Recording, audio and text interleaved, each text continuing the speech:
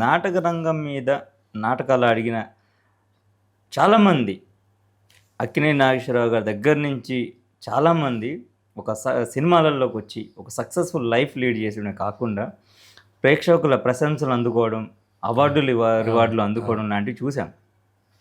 So ఆ impact ఖచ్చితంగా ఉంటుంది. అంటే ఈ జనరేషన్ డైరెక్టర్స్ కూడా అప్పట్లో నాటకాలు ఆడిన వాళ్ళని, మీలాంటి వాళ్ళు ముఖ్యంగా, అంటే కృష్ణవంశీ లాంటి డైరెక్టర్స్, త్రివిక్రమ్ శ్రీనివాసరావు గారు డైరెక్టర్స్ చాలా మంది అండి.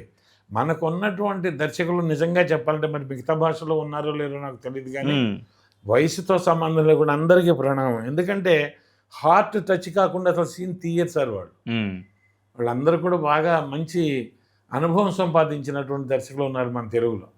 మనం తేలిగ్గా మాట్లాడేవాళ్ళు ఎవరో తెలియక మాట్లాడతారేమో, కానీ నేను ఎప్పుడూ అసలు ఆ మాట మాట్లాడను. ఎందుకంటే వాళ్ళ కష్టం మనం ఎంచలేదు. ఇప్పుడు విలువ కట్టండి అంటారే, విలువ కట్టలేము సార్ దానికి. మనం ఏదో అనుకుంటాం, విలువ కట్టలేము వాళ్ళకి, ఆ శ్రమకి అంత కష్టం ఉంటుంది వాళ్ళకి. మీరు చేసిన నాటకాలు ఆ అనుభవంతో సినిమాల్లోకి వచ్చారు. సో ఆ పాత్రల రిఫ్లెక్షన్, అంటే వాటి ప్రభావం ఏదైతే ఉందో అంతకు మించిన పేరు ప్రఖ్యాతులు సంపాదించారు. 72 సినిమాలు మీరు ఇప్పటికీ.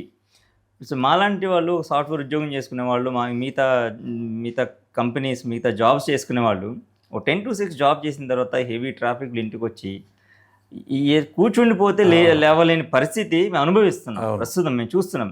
బట్ స్టిల్ మీరు ఈ ఏజ్లో కూడా ఒక్కరోజు క్యారెక్టర్ ఉందంటే కూడా నో చెప్పని సందర్భాలు ఉన్నాయని చెప్పి నేను విన్నాను.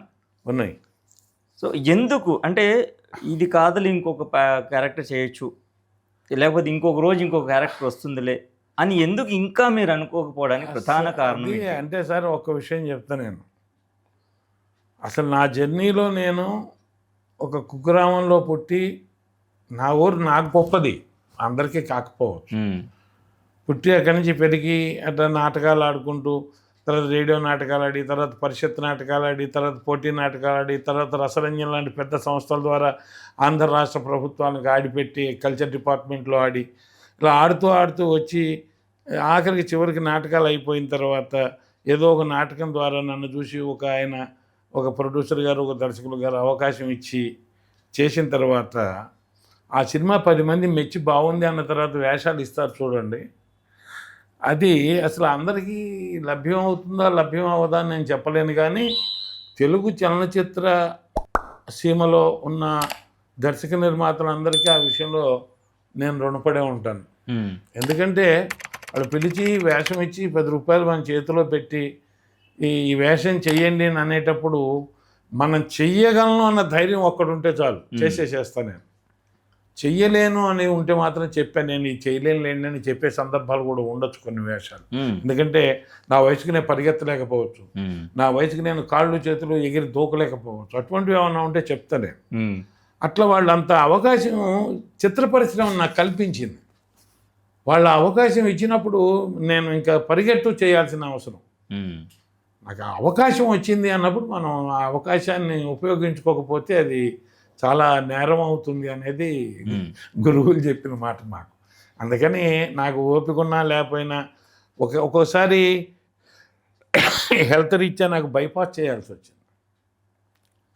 ఏప్రిల్లో బైపాస్ చేస్తే ఏప్రిల్, మే, జూన్, జూలైకి నేను మళ్ళీ కెమెరా ముందుకు వచ్చాను. అవును, 3rd monthలో. ఆ టైంలో మీరు ఏదో అంటే ఇక సినిమాలకి దూరం అయిపోతున్నారు, సినిమాలు చెయ్యరు లేదు అంటే ఒక న్యూస్ సోషల్ మీడియా వల్ల ఇందాక మీరు అన్నట్టు అవును సర్క్యులేట్ అయిపోయింది. అంటే రమణ గారు ఇంకా సినిమాలు చెయ్యరు, ఆయన ఒకవేళ నాకు అనారోగ్యం వచ్చింది అనుకోండి అలా అనుకుంటారు నిజంగా.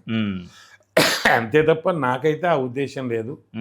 నేను చేయగలిగిన పాత్ర నాకు లభ్యమైతే మాత్రం ఎప్పుడు నేను ఆల్రెడీగా చేయటానికి సిద్ధంగానే ఉన్నాను, చేస్తూనే ఉన్నాను. లేకపోతే 72 కంప్లీట్ చేసేవాడిని కాదు. 3 వెబ్ సిరీస్ చేశాను, 3 రోజెస్ చేశాను. ఇప్పుడు జగపతి బాబు గారిది ready to telecast, black and white అని చేసి అవకాశం ఇచ్చారు ఆయన, నార్త్ స్టార్ ఎంటర్టైన్మెంట్ వాళ్ళు, అందులో చేశాను. తర్వాత మన హీరో సందీప్ కిషన్ గారు అవకాశం ఇచ్చారు, వారితో పాటు సూపర్ సార్ అని చేశాను, అది కూడా వస్తుంది. ఉమ్, ఇట్లా ఉన్నాయి, వెబ్ సిరీస్ కూడా ఉన్నాయి, ఒకటి రెండు. ఉమ్. 72 సినిమాలు కంప్లీట్ చేశాను.